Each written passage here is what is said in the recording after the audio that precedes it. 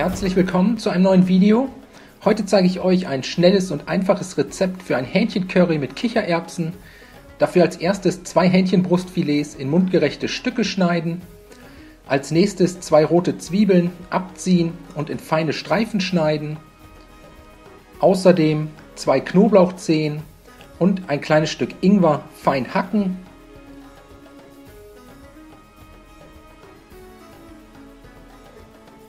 Und zum Schluss noch eine Dose Kichererbsen über einem Nudelsieb abgießen, gründlich abspülen und abtropfen lassen. Wenn das erledigt ist, eine große Pfanne oder Wok mit einem guten Schuss Öl erhitzen, Zwiebeln, Knoblauch und Ingwer in die Pfanne geben, außerdem je einen Teelöffel Currypulver und gemahlenen Koriander und für die Schärfe einen Viertel Teelöffel Chiliflocken. Alles einmal gut umrühren und dann für ca. 2 Minuten bei mittlerer Hitze und gelegentlichem Wenden anschwitzen.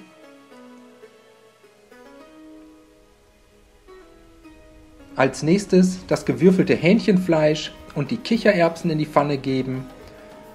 Beides für ca. 2 bis 3 Minuten mit anbraten, gelegentlich mal umrühren. Und wenn das erledigt ist, einfach alles mit einer Dose Kokosmilch ablöschen, die Kokosmilch unterrühren, das Curry anschließend zum Köcheln bringen und für ca. 10 Minuten bei mittlerer Hitze köcheln lassen, bis das Fleisch gar ist. Danach sind wir im Prinzip auch schon fertig. Zum Schluss das Hähnchencurry nur noch mit einer guten Prise Salz und Pfeffer abschmecken. Die Pfanne vom Herd ziehen und dann können wir das Curry auf Tellern anrichten. Als Beilage gibt es bei mir etwas Reis, einfach in die Mitte des Tellers geben, das Curry drumherum verteilen und zum Schluss mit etwas frischem Koriander garnieren.